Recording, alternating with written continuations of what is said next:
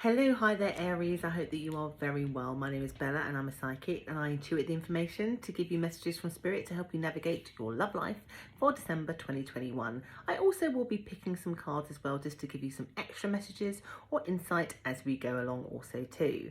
If you're watching me for the first time and you want to know more about me, the links to me and my services are just down below. And if you like this reading, do subscribe, do press the notification bell so that you don't miss another future reading also too. Right, so I was consulting, as I do, with Spirit before I came on about the theme of your love reading, and I've been getting this theme in different places and different star signs, and yours is definitely about self-love, because the self-love will make a lot of changes about the energy and how people or a person will be connected to you if you can do this in the right way a little bit. So that's how it's starting. So for some of you who are single, this is important because by changing how you feel about yourself, what you think about yourself, healing and doing the self-love raises that vibration, which then means that you can then be connected by the universe to somebody, because if you have that doubt, you're only going to get other doubters who are going to be matching your energy. For those of you who want a certain person back, or you're in a relationship where it's going really south and you're not getting the best out of it, here is the advice pretty much. Firstly, this is a random thing, but they're saying for some Aries who are watching this, you're watching too many. They're saying you're watching too many of these, and it's twisting your thoughts and clouding. It's actually keeping you in a low vibration. So if you happen to be an Aries who is watching too many tarot cards, too many tarot readers, they are saying lay off. Like, you might want to just take a bit of a break for a while because you're going to get a skewed perception. That's just for those that is applicable to. For others, they're saying you can't trust your intuition. Like, they're saying at the moment you don't know whether, and that's probably why you've been doing the looking, it's because you feel that the connection with this person can improve or get better or come back, but nothing is manifesting in the way that you would hope and you would expect it to be. It's just been stuck. It's remaining stuck this entire time. And so you can't move forward. You can't move forward. And so kind of what it means is there's an indication that you're trying to heal, but it's like, imagine this scenario where you've cut your knee and you've just roughly bandaged it up. You haven't cleaned it, you haven't sutured it, you haven't put clean bandages on, and you're not doing that. It's like, it's just like not done in a good way, because in a way it's almost like the energy is saying you're waiting for the energy of this other person to reappear, to fix something, to do it for you, for them to come and tend your knee and to soothe it better. And Spirit, and it has been a bit of a theme this month, is sort of saying they can't do that, that you have to. In fact, they can't do that right now. I get that everything about their energy where you're expecting them to just have communication with you, tell you their feelings, come back.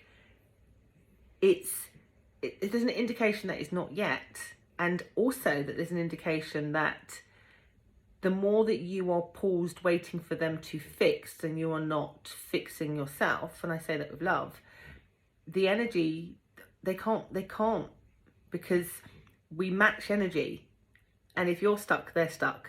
So if you unstick yourself, they can unstick themselves. And because I'm speaking to you, that's the advice from Spirit.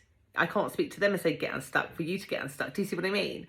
And they are saying here, and some of you may have already started to think this way anyway, they are saying it's time for you to, keep using this phrase today, lay them to rest, put them to sleep. Or that's not the right phrase, but it's almost like saying that you need to close the door, basically, on them fixing, them hoping, because it's not yet. And for some, it may not be at all, but we'll look at that in more detail in a minute. In fact, I don't have to, because as soon as I said that, Spirit guy said, oh yes, don't worry, they're going to step forward. But it's with a but.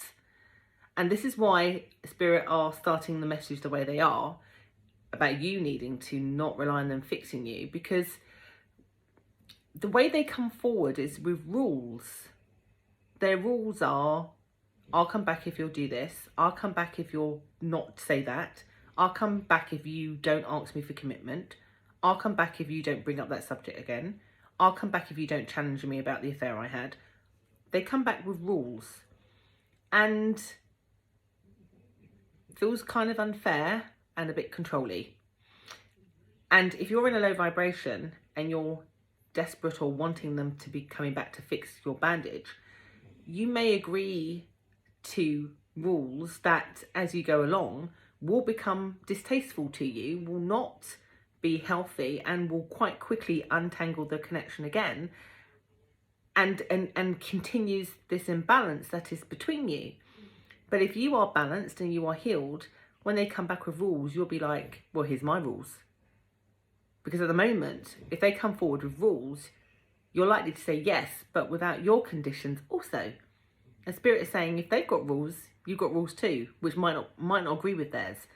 You have to both have your needs being met, and not just one person having their needs met, in order for them to, grace you with their presence in your life. You don't need anybody, man or woman, to elevate you. You are your own self-elevation. And that's the message that Spirit are trying to give you. They're trying to warn you a little bit. They're saying, yes, this person will be back. You probably can't see it. That's why you're looking around. But they're not ready yet. And also when they do step forward, they're kind of arrogant and ruly. And they're kind of saying, you need to be a bit arrogant and ruly. Match, remember? But let's change it into a different word. Have your needs met. Yeah? They come with their needs and their rules, you come with your needs and your rules. And then you will look at the evidence and say, do they match? Are we compatible? And go forward in that direction. Otherwise, it's going to be really imbalanced. Really, really, really imbalanced. What Spirit is saying, as I'm saying that, because they keep jumping in before I finish speaking.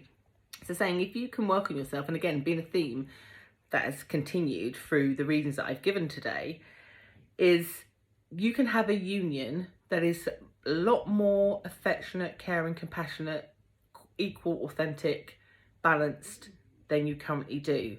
But it's almost like you have to face your fear of rejection, face your fear of losing them, face the fear, any fear you have, in order to get the best from them in the situation. 100%. I'm going to pull some cards because they're basically saying here they're saying you're looking too much for them to free you, and you have to free yourself, and then vibrationally they'll see your light. They're saying when you look at the situation now, even now some of you are saying, oh God, it's so messy, how can it be fixed? Like you even doubt yourself because the vibration is too low. When you start to not care about it and you focus it back on yourself and the self-love and hiring, the puzzle will fix itself. Right now, they're showing you who you are, so believe them. Who they are right now is not right for you. And certainly don't let somebody in who wants to be controlling. That's not how relationships work. It's 50-50. They're saying again here, if you can build on yourself, if you can work on that, you become a masterpiece. Usually this deck is slightly different to other ones. Normally in this tarot deck, you've got like the start of a project. There's a bit of rubble on the ground, which is going to be built into this statue. This deck shows what happens later on, what goes further. They're saying if you can work on yourself, you become the sculpture.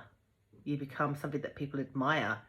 It takes hard work because, think about all the work it took to sculpt that statue. It takes hard work, but when you do it, it can only be admired, which is an indication that then this person will admire you.